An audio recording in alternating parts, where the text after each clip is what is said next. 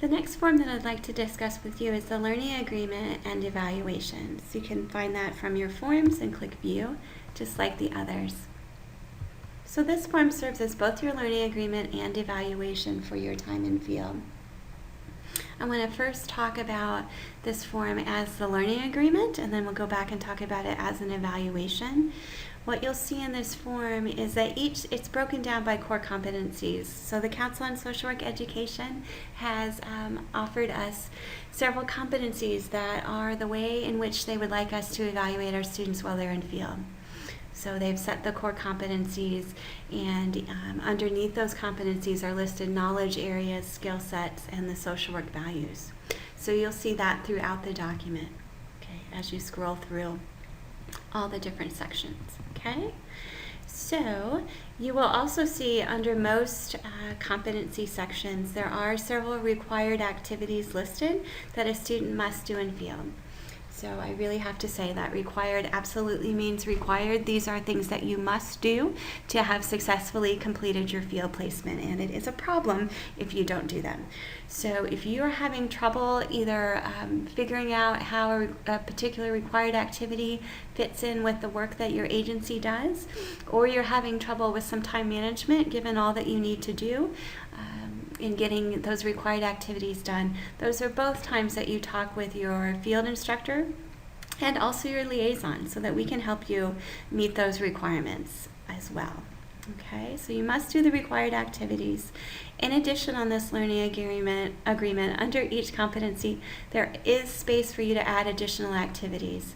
So what you want to do very early on in your field placement is, as students and field instructors, is sit down together and think about all the things that you would like to do, or you would like your student to do, across the entire time of their field placement. So what are all of those activities that you're excited about, that you need to get done, that are really important for the field placement? Brainstorm those all together. Okay, make a big old list of them. And then what I would encourage you to do is go back in then and drop those into the document in the places where it makes the most sense.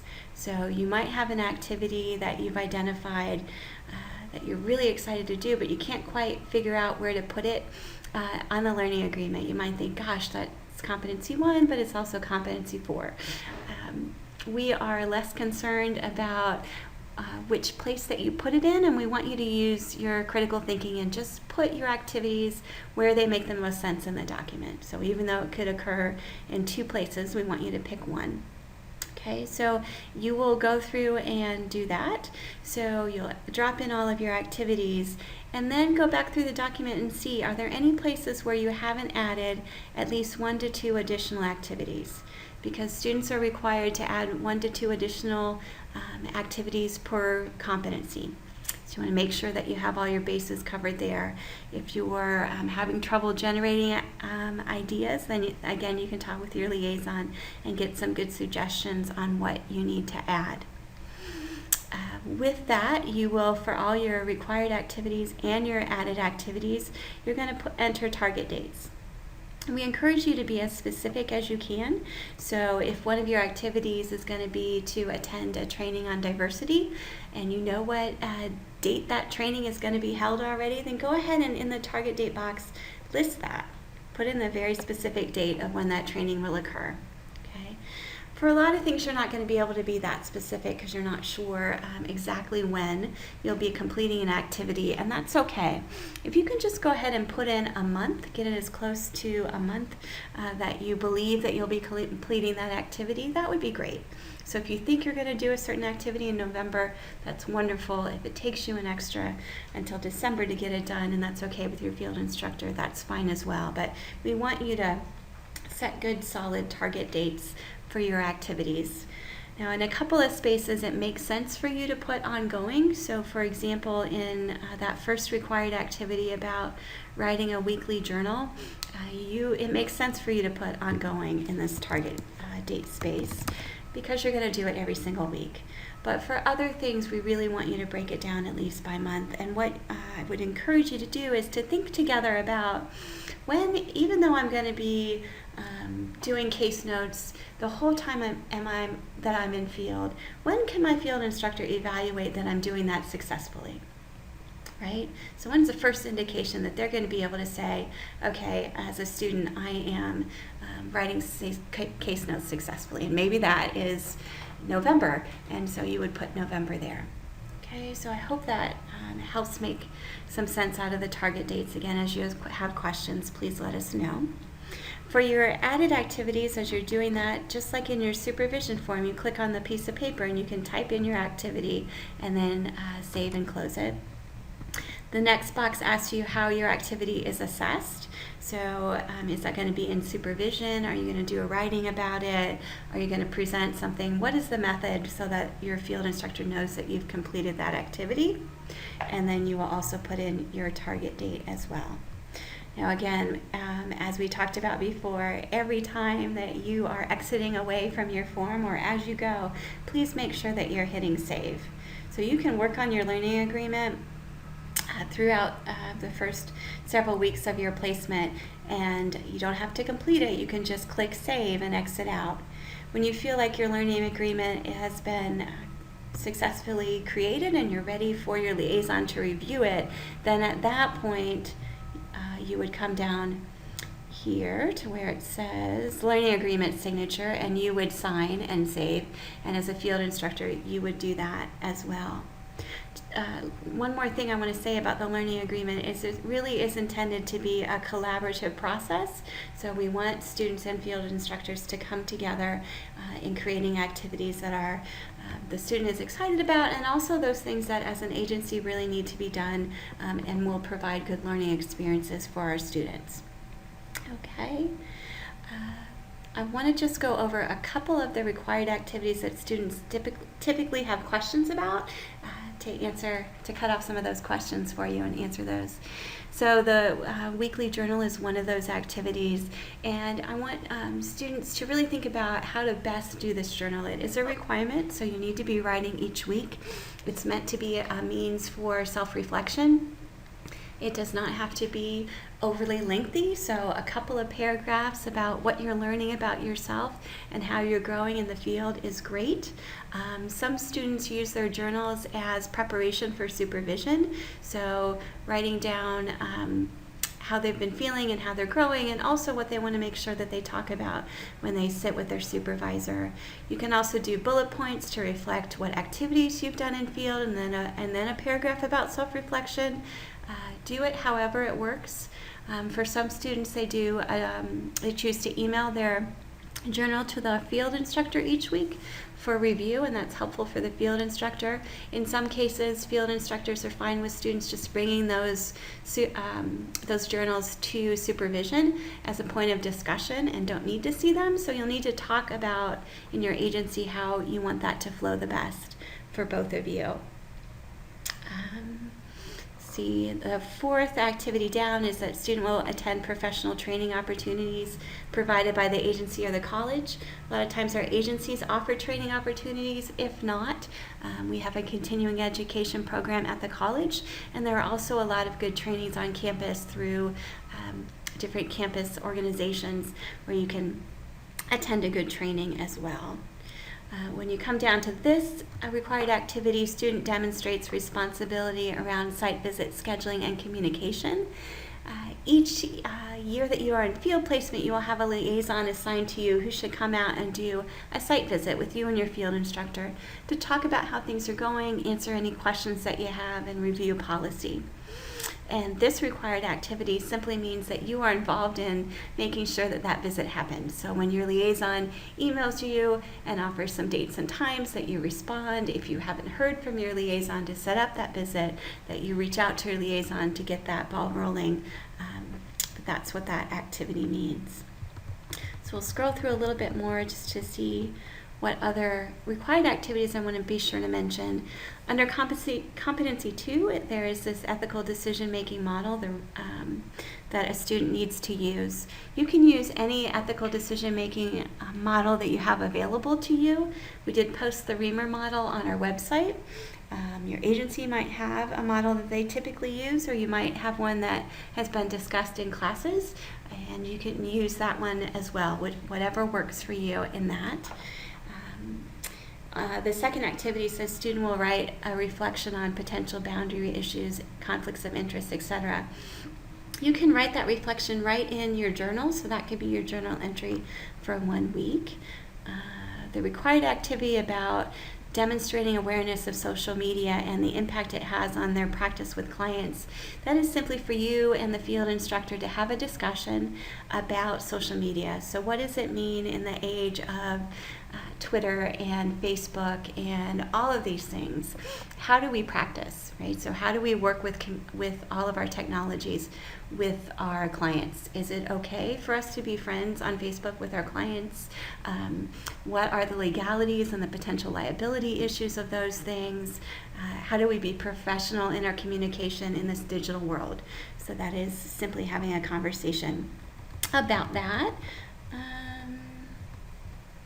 See, most of these are pretty self-explanatory. I'm going to spend a minute talking about competency 5, which is advancing human rights and social and economic justice. So this is the activity we probably get the most questions about. I want to be detailed with it for you in your as we walk through this. So students are required, if you're in field for a full semester, you're required to do 8 hours of human rights activities. So that roughly breaks down to 4 hours of volunteer experience and 4 hours of advocacy experience. Okay, it's okay if it's a little bit different, if it's 5 hours of advocacy and 3 hours of volunteering. We're flexible about that, but we do want to have you engaged in 8 hours of human rights activities. And these are activities where you are reaching beyond what you would do in your normal field agency and reaching out into the community to provide additional services to people in need. So there's a full human rights policy listed on our website. I encourage you to check that out. There's also examples listed of some potential things that you might consider doing, but this is a requirement. For our MSW1 students, since you start field halfway through the first semester, you only need to do 4 hours of human rights your first semester. You can do that as all volunteer, all advocacy, or a combination of both. And then the second semester, you need to do 8 hours of human rights because you're in field for the whole semester. Okay. So as a field instructor, you want to talk with your student about those activities and get information from them, provide information to them about how you want them to prove that they attended those events. What does that look like for you? Okay.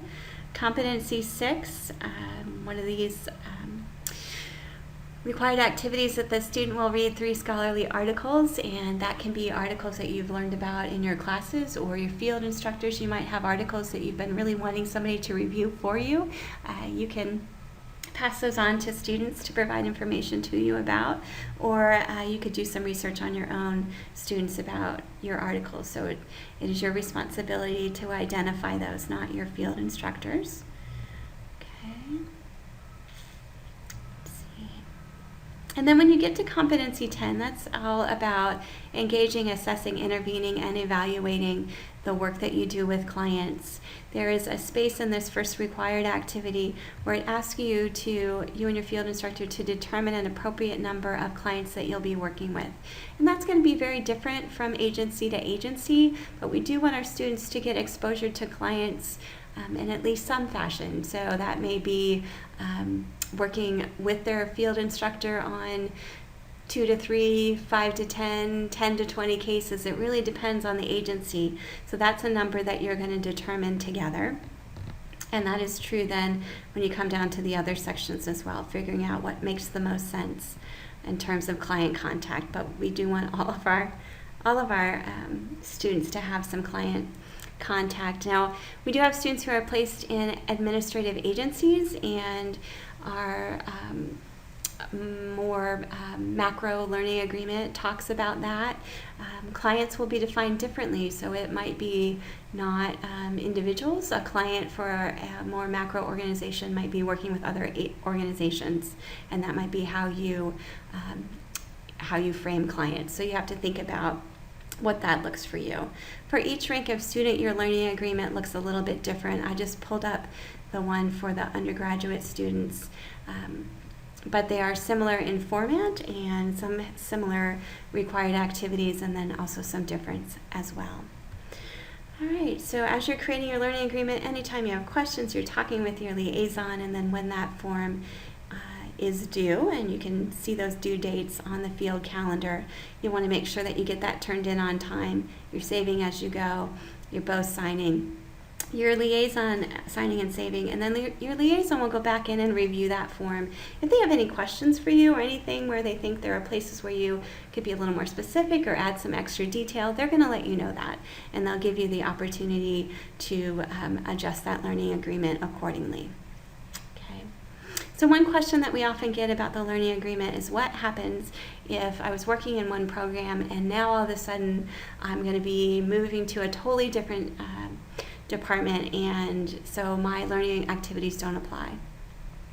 In cases like that, we are happy to clear your signature so you can make changes to your learning agreement. That's perfectly fine. And what I would suggest is, if you just have a couple of small changes, you don't need to make, we don't need to clear your signatures and have you redo your learning agreement. But if things are changing significantly, at that point we would really want to do that, to make changes, have you make changes so that it reflects what you're learning. Your learning agreement is your learning agreement for the whole time that you're in field for that field placement. So as you're thinking about when you're going to do the required activities, know that you have both semesters to complete those. Know that for the for the added activities, that you need to think not only about what you're going to do in your first semester of field, but what you anticipate doing in your second semester of field. Okay? So that's the learning agreement. Then I want to talk just for a couple brief minutes about the evaluation. And the evaluation that's where our field instructors do the bulk of the work. So for the learning agreement, students, it's your responsibility to enter the information into the boxes, right, about activities and how they're assessed and target dates and all of that. But when it comes to the evaluation, the bulk of the work rests on the field instructor. Students, it's your responsibility to make sure you let your field instructor know when those deadlines are, so when your evaluations are due, so things get in on time, and make sure that that's happening because it's your grade. So that's awfully important. So what you see at the top of the evaluation here is a rating system for how our students are evaluated. If you look at the top there, we start with sort of the problem areas of unacceptable and insufficient progress. So these are for students who are really struggling a lot, and then as you move up the key there, we have emerging competence, competence, and advanced competence. And then not observed. So for some activities, you didn't do them, the student didn't do them in the first semester, and that was perfectly fine. So you would put not observed for that activity, and that would be great. But generally speaking, what we're thinking about for competence is that you need to think about a student needs to have room to grow. So a student can't be evaluated at the end of their first semester and have everything be advanced competence, even though it's a really wonderful, amazing student. Because if it's all advanced competence, it doesn't show that there's room for them to really grow. And there are always spaces for us to grow. So we would imagine that as a student is in their first semester of field, they would be receiving a rating of competence, or emerging competence and competence, and then we would most likely see then that student in the second semester moving having more and more competence and some advanced competence sprinkled in as well. So you want to be able to show that growth of that particular student across the time in their field placement. Insufficient and unacceptable progress, those two ratings are really reserved for a student who is struggling a whole bunch. So it's not, those ratings aren't used when, say, a student was going to complete an activity, but they justifiably ran out of time and added activity and just weren't able to get to it that first semester. For that, you would rate it as not observed. But insufficient, unacceptable progress is a time when a student is just really not performing at all at the level that you believe they could be or they should be performing as a social work student in field. anytime that you get a feeling as you're moving closer and closer to evaluation that a student is not successful, that they're struggling, we really want you to notify the college. So have conversations early and often with your liaison about how a student is progressing, and if there are problems that you observe as a field instructor or students that you see, we really do want to know. There's a lot that we can do if we're aware, so please reach out to us. We'll have conversations, we can come out and do visits, we can offer guidance. That is our job, so please, we don't want an evaluation to be a point of surprise. If a student does receive insufficient and unacceptable progress, those are occasions when a student we would probably have to step back and have conversation at the college, have a performance review with the student, the field instructor, the program director, the liaison, the field director, a bunch of people coming together to talk about how do we help that student be more successful in field. So that I hope that helps explain some of the seriousness of those ratings. We are happy as a college to help guide you through that rating process, field instructors.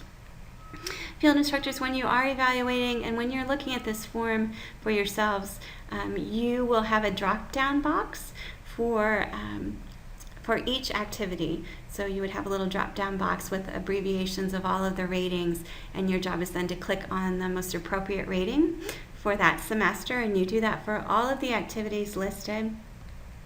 Towards the bottom of the competency, we ask you for an overall competency rating for that particular semester. Again, that's a drop-down box. Then we ask you to do a narrative, and when you log in, there will be a little piece of paper next to the narrative that you're working on, and we ask you to write at least a couple of sentences under each narrative section for each competency. So one of the things that we know from working with students is that students really do want feedback. They want to know what they're doing well and what their areas of growth are. So, being kind and professional in providing that information to them, of course, but they really do want to have the information. So please spend some time preparing the evaluation with your student. So you will evaluate your student each semester they are in field. You will come down to the bottom here. We're scrolling through our document. As a field instructor, there'll be a drop-down box for the semester for you to enter the overall semester grade. And it basically boils down into a satisfactory or unsatisfactory. So if a student is some form of C, of competence, that would boil down to a student's grade being satisfactory and they would pass field for the semester. If it's IP or UP, that student would be getting a U, so unsatisfactory progress would be rated there. And again, as a field instructor, you're letting us know if you're even remotely close to that. So please make sure that you click Save as you're doing your evaluation. A couple of things to note about the evaluation is we really want students and field instructors to sit down together and go over evaluations. We don't want it to be a case where a field instructor is just evaluating them online and then as a student you're just hopping on and looking at your evaluation. It's so much more meaningful to sit down and have a conversation about that together. So please give yourselves time to do that. Please make sure that you're hitting those important field deadlines as well that are available on the calendar. And you will rate the student for each semester they are in field as you go.